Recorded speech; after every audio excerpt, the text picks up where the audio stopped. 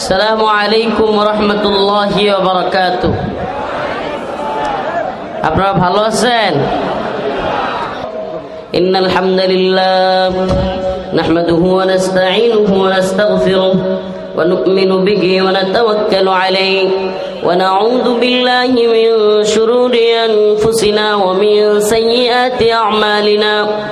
من يهده الله فلا مضل له ومن يضلل فلا هادي له ونشهد أن لا إله إلا الله وحده لا شريك له. أما بعد فقد قال الله تبارك وتعالى في كلامه المجيد وفرقانه الحميد. أعوذ بالله من الشيطان الرجيم. بسم الله الرحمن الرحيم. ما كان محمد أبا أحد من رجالكم ولكن رسول الله وخاتم النبيين وكان الله بكل شيء عليما.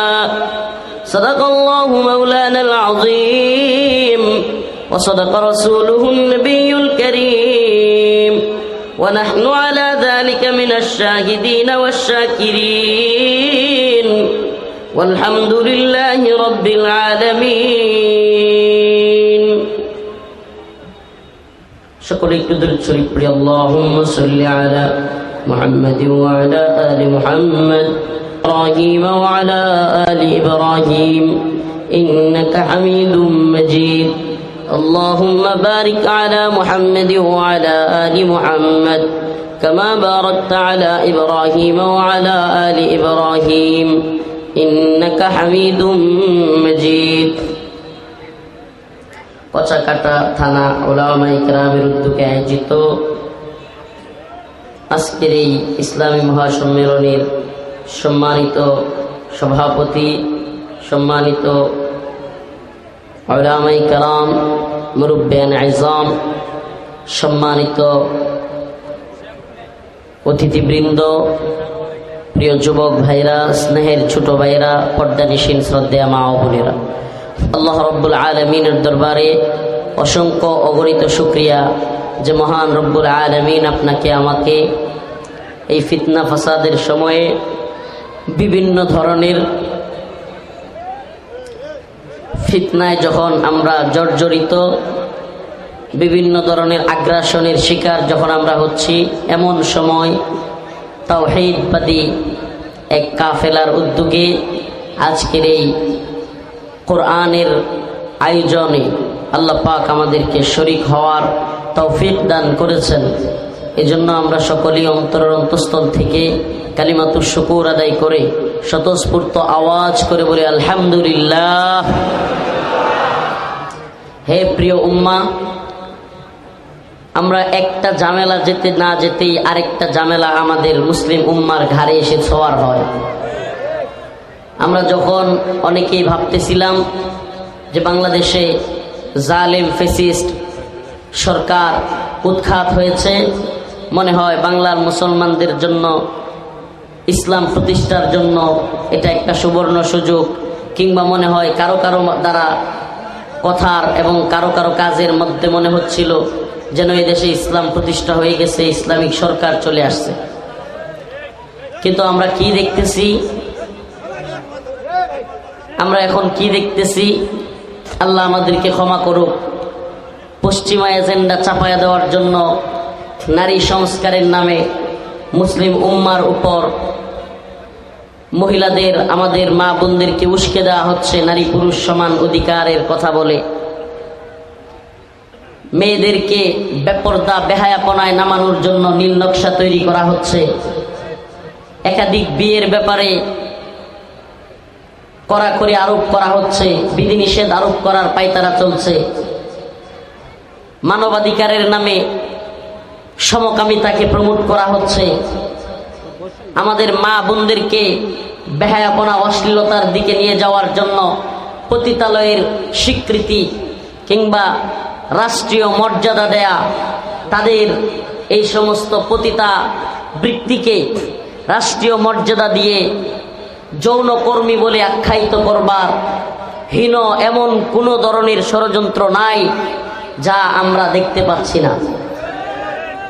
প্রিয় ভাইরা আমার, আমরা আরবের দিকে তাকালেই দেখতে পাই, যখন ওই আরবের ভণ্ড শাসকরা ডোনাল্ড ট্রাম্পকে নিয়ে আনন্দ ফুর্তিতে ব্যস্ত, ডোনাল্ড ট্রাম্প আমেরিকার প্রেসিডেন্টকে স্বাগত জানিয়ে লাল গালিচা সংবর্ধনা দিয়ে আল্লাহ এবং তার রাসূল সাল্লাল্লাহু আলাইহি ওয়াসাল্লাম, যেই দেশে আল্লাহর ঘর বাইতুল্লাহ এবং যেই দেশে রাসূল সাল্লাল্লাহু আলাইহি ওয়াসাল্লাম শুয়ে আছেন, এমন এক পবিত্র ভূমি যেখানে রাসূল সাল্লাল্লাহু আলাইহি ওয়াসাল্লাম বলেছেন কোনো কাফের মুশরিক যেন সেখানে প্রবেশ না করে, সেই ভূমিতে আজকে ডোনাল্ড ট্রাম্পের মতো পৃথিবী বিখ্যাত ইসলাম বিদ্বেষী, কুখ্যাত ইসলাম বিদ্বেষী ডোনাল্ড ট্রাম্প, যে কিনা ফিলিস্তিনি মুসলমানদেরকে সুস্পষ্ট সে বলেছে মিডিয়ার সামনে, আমি গাজাকে মাটির সাথে মিশিয়ে দিব এবং সেখানে আমি পার্ক নির্মাণ করব, সেখানে আমি রিসোর্ট নির্মাণ করব। আর সেই টার্মকে, সেই ডোনাল্ড ট্রাম্পকে আজকে আরবের সেই মুরতাদ ভণ্ড শাসক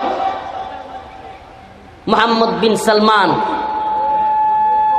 AMBS নিরাপত্তা দিয়ে, জঙ্গি বিমান দিয়ে, তারপরে লাল গালিচা সংবর্ধনা দিয়ে লক্ষ লক্ষ রিয়াল খরচ করে তার আতিথেয়তার ব্যবস্থা করছে। অন্যদিকে ছোট্ট ছোট্ট শিশু গাজায় খাবার না পেয়ে, পানি না পেয়ে ফিলিস্তিনে অনাহারে মারা যাচ্ছে। এই নির্মম বাস্তবতা আমরা দেখছি কি দেখছি না? একদিকে মানুষ মারে, যার হুকুমে মানুষ মারে সেই ডোনাল্ড ট্রাম্পকে অন্য আরেক তথাকথিত মুসলিম শাসক, নামদারি গাদ্দার মুনাফেক। এখন মিডিয়ার মধ্যে এই কথাগুলো গেলে অনেক লোক সুশীল সাজে বলে হুজুররা বুঝে না। বাংলাদেশের লক্ষ লক্ষ লোক সৌদি আরবে কাজ করে, বাংলাদেশে রিয়াল পাঠায়, আর হুজুররা বুঝে না, মোহাম্মদ বিন সালমানের বিরুদ্ধে আন্দোলন করে। আমাদের সবার যে চাকরি চলে যাবে এই হুজুররা এটা বুঝে না। আপনি কল্পনা করতে পারেন এই সমস্ত মানুষগুলোর দিনের চাইতেও রিয়াল আগে হয়ে গেছে। আমার কথা মনে হয় বুঝাইতে পারিনি। মানে দিন চলে যাক, ডোনাল্ড ট্রাম্পকে আতিথেয়তা দেখ, পারলে মুহাম্মদ বিন সালমান যদি দাজ্জালকেও আগমন করে আর দাজ্জালকেও যদি মুহাম্মদ বিন সালমান সম্মান করে, এতেও আমরা কেউ কোনো কথা বলবো না, বলতে দিব না। কেন? কারণ আমি ওখান থেকে রিয়াল পাঠাই আর আমার বউ সেটা দিয়ে গহনা কিনে বাজার করে, বেহায়াপনা করে, আমার বউ সেটা দিয়ে ফুর্তি করে। এজন্য হুজুর আপনারা মুহাম্মদ বিন সালমানের বিরুদ্ধে কিছু বলবেন না। আমার অলরেডি, আল্লাহ মাফ করুক, আমার অলরেডি বিভিন্ন দেশের পাসপোর্ট বাতিল দেয় না, ভিসা দেয় না, এতে আমাদের কোনো আপত্তি নাই। পৃথিবীর কোথায় আমরা যেতে পারলাম, কোথায় যেতে পারলাম না, কোথায় ভিসা বাতিল করে দিল, কোথায় বাতিল করলো না। এজন্য যদি হক বলা বন্ধ হয়ে যায় তাহলে বুঝতে হবে আমার এই দুনিয়ার স্বার্থ দিনের চাইতে বেশি হয়ে গেছে। এটার নাম দিন নয়, বরং এটার নাম হলো দুনিয়া। দুনিয়ার স্বার্থ রক্ষা কইরা যতটুকু পারা যায় নামাজ কালাম করলাম, যতটুকু পারা যায় মানুষকে দাওয়াত দিলাম, খ্রিস্টান মিশনারির বিরুদ্ধে মাঝে মাঝে দুই একটা কথা বললাম, মাঝে মাঝে কাদিয়ানীদের বিষয়েও কাজ করলাম। কিন্তু যদি দেখা যায় খ্রিস্টান মিশনারির লোকেরা খেপে যাবে, সমস্যা হয়ে যাবে, তাইলে আমি চুপসে যাব। এটার নাম দিন নয়। অন্যায়ের সাথে আপোষ করে, তাগুতের সাথে আপোষ করে, তাদের গণ্ডির ভিতরে থাইকা, তাদের কথা মাইনা গণ্ডির ভিতরে চইলা দিন পালন করার নাম দিন নয়, বরং এটাও তাগুতকেই মান্য করা।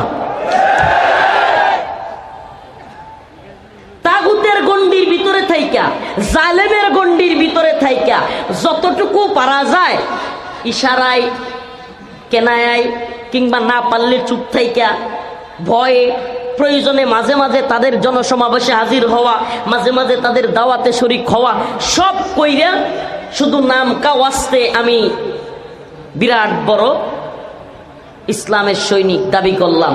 আল্লাহ মাফ করুক। প্রকৃতপক্ষে আপনি নিজেকেও ধোঁকা দিচ্ছেন, এই জাতিকেও ধোঁকা দিচ্ছেন, উম্মাহকেও ধোঁকা দিচ্ছেন। يخادعون الله والذين آمنوا وما يخدعون إلا أنفسهم وما يشعرون। আল্লাহ রাব্বুল আলামিন কোরআনে পাকের মধ্যে বলেন, ওই সমস্ত ব্যক্তিরা মনে করে ইখাদিউন আল্লাহ, তারা আল্লাহকে ধোঁকা দিচ্ছে, ওয়াল্লাযীনা আমানু, মুমিনদেরকে ধোঁকা দিচ্ছে, ওমা ইয়াখদাউনা ইল্লা আনফুসাহুম, কিন্তু তারা তো আল্লাহ এবং মুমিনদেরকে ধোঁকা দিতে পারে না, বরং নিজেরাই নিজেদেরকে ধোঁকা দেয়। যারা দ্বীনের নাম দিয়া দুনিয়া তালাশ করে এবং মানুষের বাহ্যিকভাবে দেখায় একরকম, ভিতরে আরেক রকম, এরা কি আল্লাহ কিংবা মুমিনদেরকে ধোঁকা দেয় নাকি নিজেকেই ধোঁকা দেয়? বলেন কি করে এরা? তো আমরা কি নিজেকে ধোঁকা দিব? আল্লাহকে ধোঁকা দিব? বলেন উম্মতকে ধোঁকা দিব? মুমিন কি ধোঁকাবাজ হইতে পারে? বলেন মুমিন ধোঁকাবাজ হইতে পারে? এজন্য স্পষ্টভাষী হইতে পারে, স্পষ্টভাষী হইতে হবে, কথা বলতে হবে স্টেট কাট। আমরা দিল্লির গোলাম নই, আমরা আমেরিকার গোলাম নই, আমরা ইসরায়েলের গোলাম নই, আমরা পুঁজিবাজের গোলাম নই, আমরা পেট এবং পকেটের ধান্দাবাজের গোলাম নই।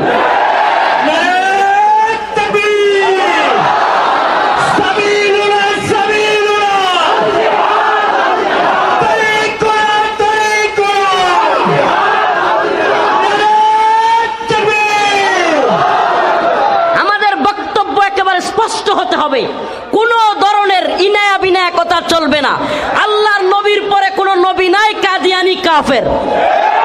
কাদিয়ানিকে যারা নবী মানে তারাও কাফের, যারা কাদিয়ানিকে কাফের মনে করবে না তারাও কাফের। এই কথা ভালো করে বুঝুন।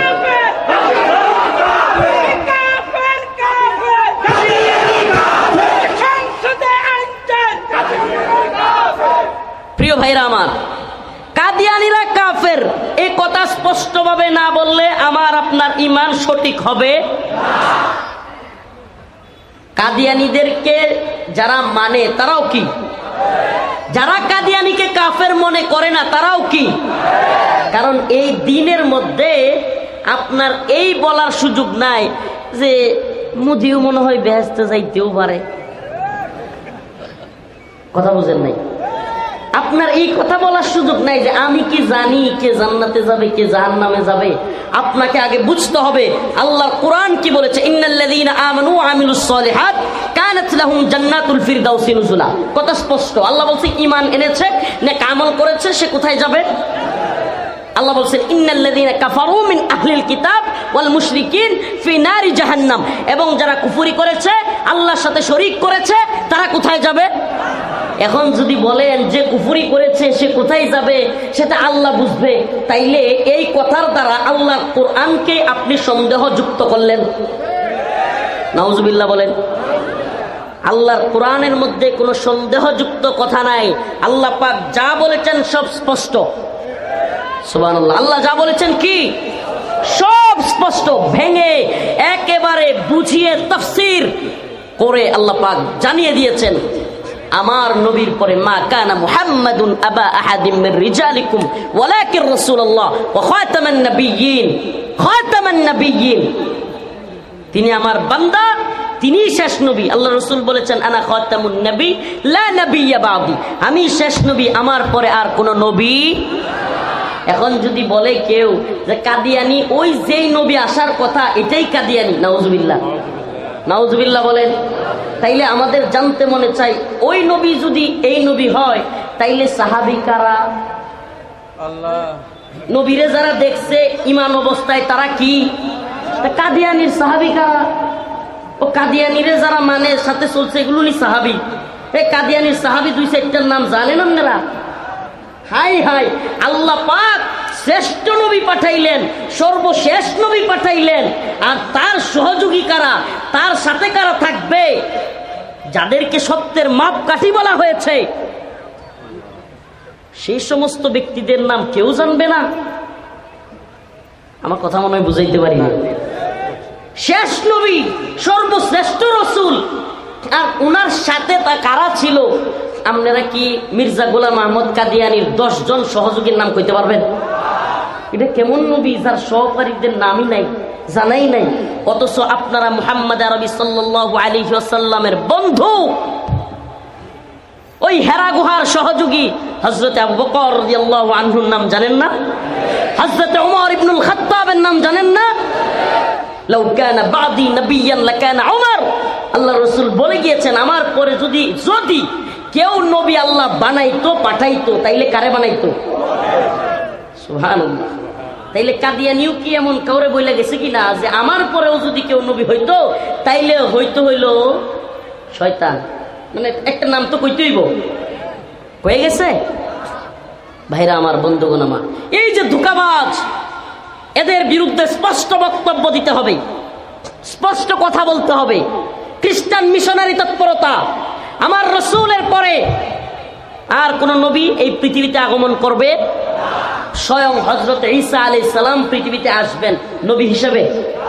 নবী হিসেবে? বরং আমার রাসূল সাল্লাল্লাহু আলাইহি ওয়াসাল্লামের আনিত শরীয়তের উপরেই তিনিও আসবেন। সুবহানাল্লাহ।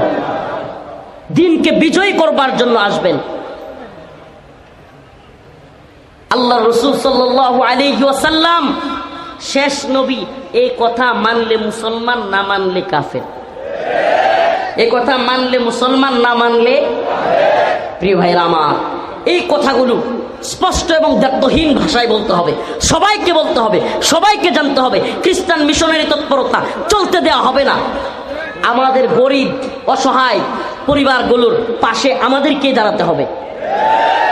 বলেন তো, কুড়িগ্রাম, পঞ্চগড় বা এইসব অঞ্চলে এদের দাওয়াতি তৎপরতা বেশি চলে কেন? আর্থিক অভাব অনটনের কারণে। আপনাদেরকে বলি, ওলামায়ে কেরামকে বলি, ধনাঢ্য ব্যক্তিদেরকে বলি, প্রিয় আলেম সমাজ, প্রিয় গণীরা, ধনী ভাইদেরকে বলি, এই সমস্ত অসহায় পরিবারগুলোর পাশে দাঁড়ান। যেই পরিবারটা তার বাবা তার মা অসুস্থ হয়ে গেছে, চিকিৎসা করাতে পারছে না, আপনি যদি তার পাশে না দাঁড়ান, হয়তোবা কোনো হিজবুত তাওহীদ, হয়তোবা কোনো কাদিয়ানি, হয়তোবা কোনো খ্রিস্টান মিশনারির লোক এসে সেই লোকটাকে অর্থনৈতিক সহযোগিতা করবে, আর তার মনের মধ্যে বিদ্যমান একটা ধারণা তৈরি হবে যে কোথায় আমার মুসলমান ভাইরা, কেউ আমার পাশে দাঁড়াইলো না, যা কাদিয়ানিরাই মনে হয় ভালো। নাউজুবিল্লাহ। এরকম ধারণা হইলেও হইতে পারে কি পারে না? এই জন্য ওই পরিবারটার পাশে দাঁড়ানো আপনার, আমার, আমাদের সকলের দায়িত্ব, ঠিক কি ঠিক না? এবং ডাক্তার সাহেবদেরকে বলি, প্রিয় ডাক্তার ভাইরা, টাকা পয়সা অনেক ইনকাম করবেন, কিন্তু এই অঞ্চলের দরিদ্র মানুষের পাশে দাঁড়ান। চিকিৎসার নামে কষাই হয়েন না, আল্লাহর কাছে জবাব দিতে পারবেন না। ক্লিনিকের ভাইদেরকে বলি, পরীক্ষা নিরীক্ষার নামে 500 টাকার জিনিস 5000 টাকা নিয়েন না। মানুষের গাড়ে কষাইগিরি কইরা জবাই করেন না, আল্লাহর কাছে জবাব দিতে হবে। আল্লাহ আমাদেরকে ক্ষমা করুক। অনেক লাইনেই তো অনেক সমস্যা, অনেক সমস্যা। আহলে কোরআন দাবিদার, অথচ আল্লাহ রাসূল বলেছেন, আল্লাহ পাক বলেছেন, ওমাইয়ুতিল্লাহা ওয়া রাসূলহু ফাকাদ ফাযা ফাওজান আযীমা, যে আমার অনুসরণ করবে এবং যে আমার নবীর অনুসরণ করবে সেই হবে সফল কাম। সুবহানাল্লাহ বলবেন না? তাইলে শুধু কোরআন মানলো, হাদিস মানলো না, সেই ব্যক্তি কি আল্লাহর কথা পরিপূর্ণ মানলো? বলেন, মানলো? আল্লাহ বলছেন, কুল ইন কুনতুম তুহিব্বুনাল্লাহ ফাত্তাবিউনি ইউহিব্বুকুমুল্লাহ, যদি আমি আল্লাহকে ভালোবাসতে চাও আমার রাসূলের অনুসরণ করো। সুবহানাল্লাহ বলবেন না? তাইলে আল্লাহকে মানা তখন হবে যখন রাসূলকে মানা হবে। কথা বলেন না? আল্লাহ পাক কোরআন পাঠিয়েছেন কার মাধ্যমে? জিবরাইল আমিনের মাধ্যমে। আল্লাহ পাক কার মাধ্যমে পাঠিয়েছেন? জিবরাইল আমিন কার কাছে দিয়ে গিয়েছেন? আল্লাহর রাসূল সাল্লাল্লাহু আলাইহি ওয়াসাল্লাম সেটা কাদের কাছে পৌঁছাইছেন? সাহাবায়ে কেরামের কাছে। এইভাবেই তো আমাদের কাছে আসছে। আল্লাহ পাক জিবরাইল আমিনকে বলেছেন, যাও আমার নবীকে পড়ে শোনাও। আল্লাহর অর্ডারে, আল্লাহ পাকের হুকুমে জিবরাইল আমিন আল্লাহ রাসূলকে এসে বলেছেন, ইকরা বিসমি রাব্বিকাল্লাযী খালাক, পড়ুন আপনার প্রভুর নামে যিনি সৃষ্টি করেছেন। তিনি সাহাবায়ে কেরামের মধ্যে সে কোরআন বিলি করেছেন, কোরআন প্রচার করেছেন। সাহাবায়ে কেরাম, তাবেঈ, তাবেঈরা, তাবেঈ, এইভাবে আস্তে আস্তে আস্তে আস্তে আমাদের পর্যন্ত আসছে। আপনি আমি যদি আল্লাহর রসুলের ওয়াসিতাকেই না মানি, শুধু কোরআন কোরআন বলে চিৎকার করি, বলেন কোরআন আমার পর্যন্ত আসার মাধ্যমকে অস্বীকার করলে আমার দিন থাকে? নাউজুবিল্লাহ, থাকে। কিভাবে থাকে না?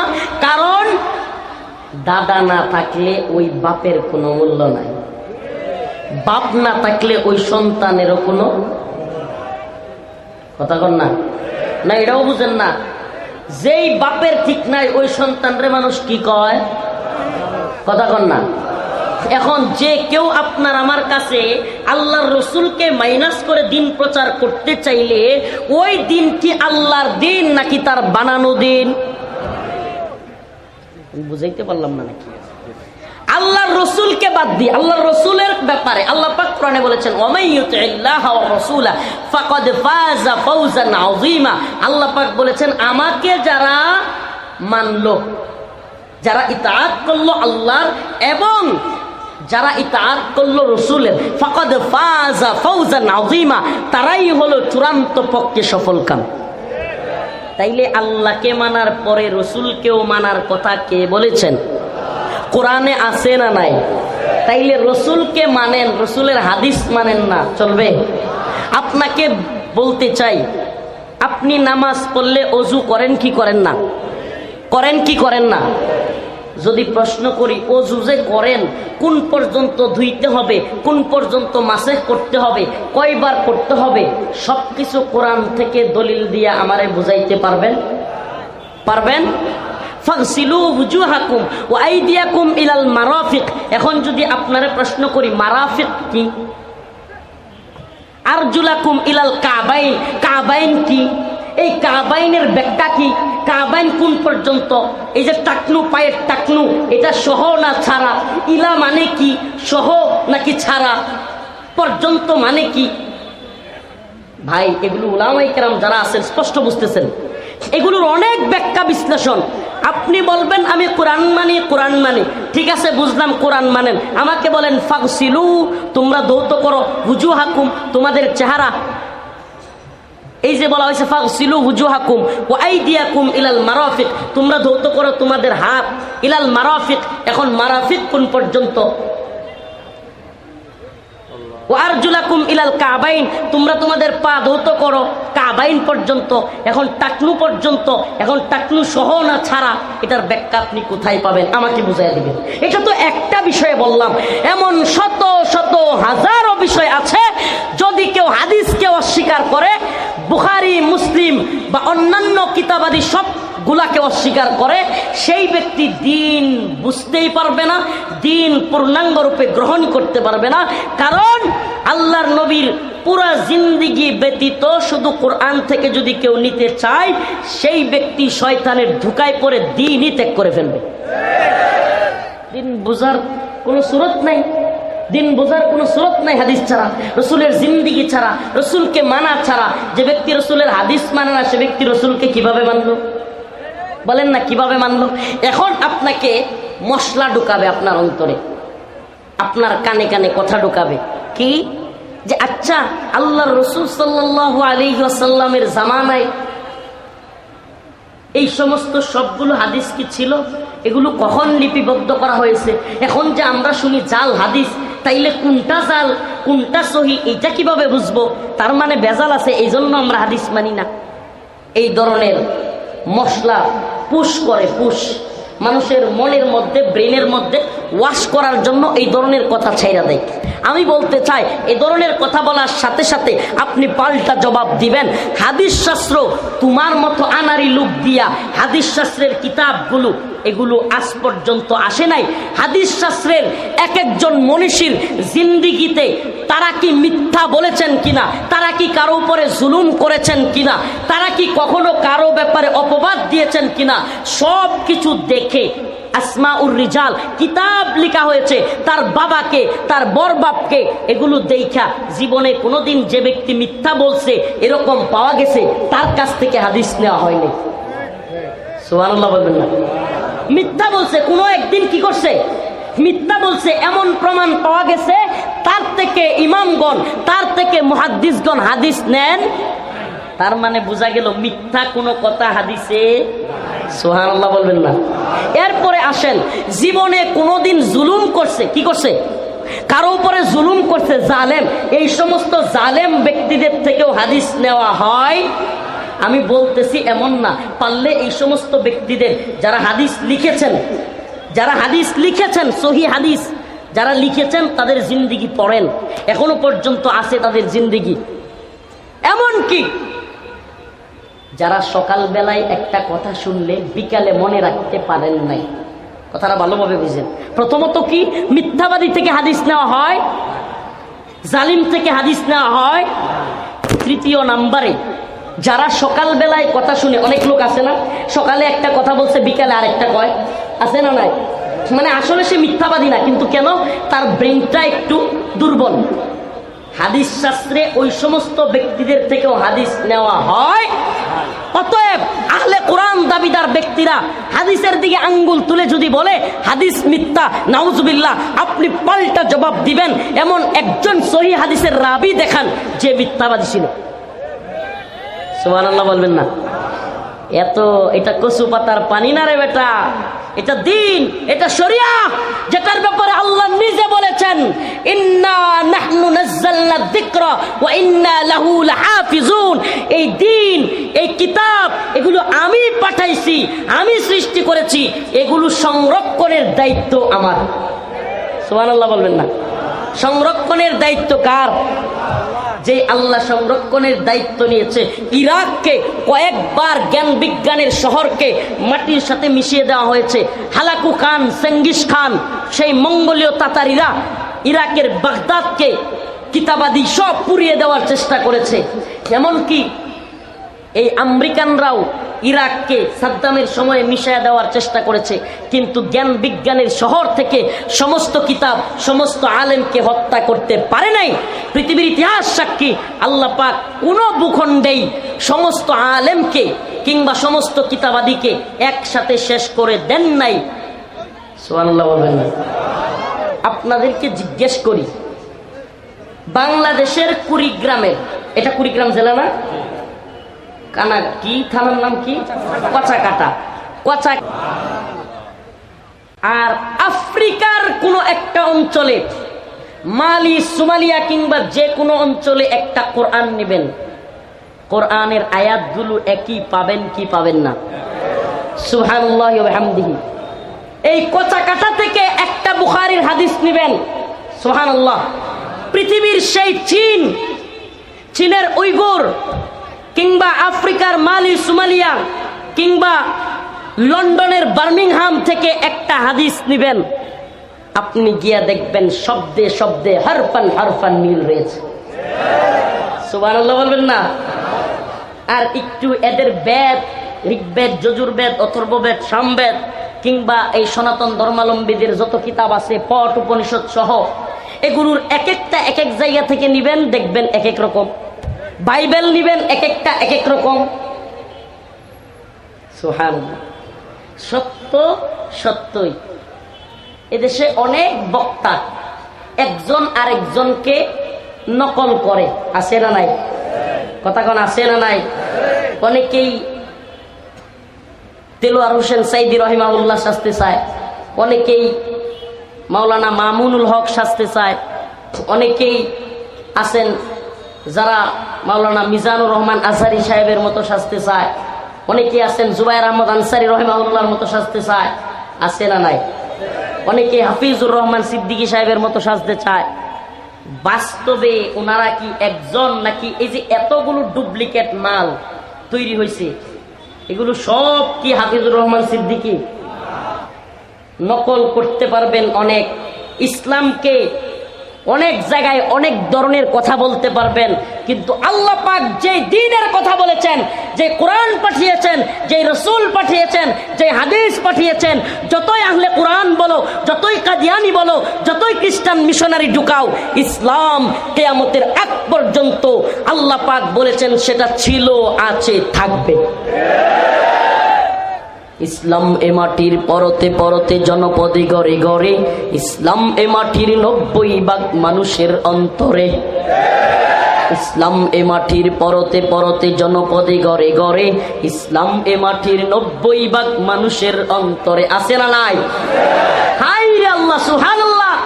ওই নেত্রকোনা থেকে পূর্বদলা থানার এক পার্বত্য অঞ্চল, সেখান থেকে আসলাম শত শত কিলোমিটার পার হইয়া, 7 সাগর 13 নদী পার হইয়া এখানে আইসাও দেখি কই কচা কাটা আরেক আসামের সাথে সীমান্তবর্তী এলাকা, টুপি আর টুপি।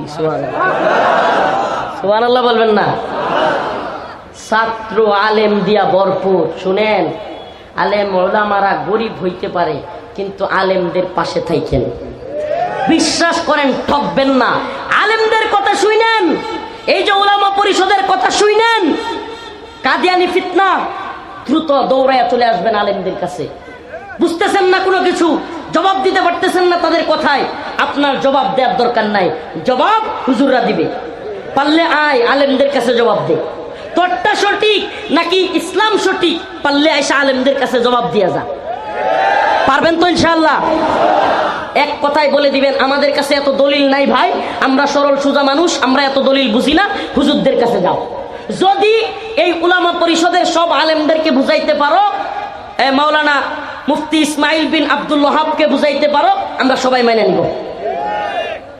এই কথা বলে দিবেন, দেখবেন লেজ গুটায় পালায় যাবে। কারণ জানে বান্দরের দৌড় গাছ পর্যন্তই। কথা বুঝেন নাই? কারণ জানে যে এখানে আসলে আমরা ধরা খাইয়া যাবো, আমরা যে মিথ্যা এটা ধরা খাইয়া যাবো, আর দেখবেন কথা বলবে না।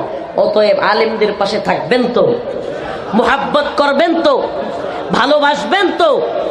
উলামায়ে কেরামকে বলি, আহলে হক উলামায়ে কেরামের পায়ে হাত ধরে বলি, আপনাদেরকে সম্মানের সাথে বলি, আপনাদেরকে কথা বলবার আপনাদের মতো আমার এত, আমি কোনো বড় কেউ না, আমি ছোট্ট মানুষ, কিন্তু আপনাদের ভাই হিসেবে অনুরোধের সুরে বলি, আপনারাও এই জাতির পাশে থাকবেন এবং মানুষের সাথে মিশে যাবেন। আপনাদেরকে যেন আলাদা কেউ মনে না হয়, একেবারে জনমানুষের সাথে মিশে যাবেন, তাদের সাথে মাঠ পর্যায়ে কাজ করবেন, দাওয়াতি কাজে শরীক হবেন। ইনশাআল্লাহ আমাদেরকে ডাকবেন।